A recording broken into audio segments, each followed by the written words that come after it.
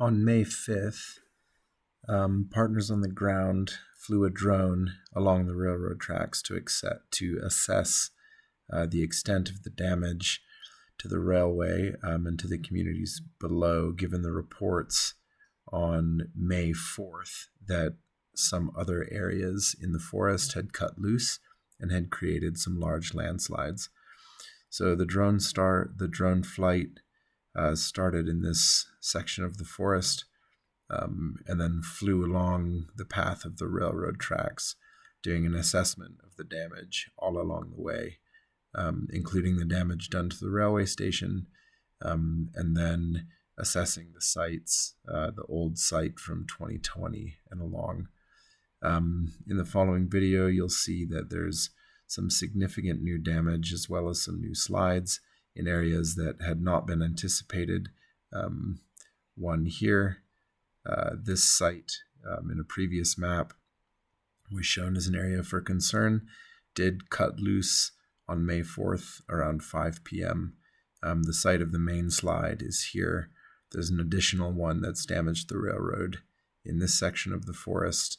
In addition to the site from 2020 also collapsed, causing significant damage to the railway infrastructure yesterday, May 4th at around 5 p.m.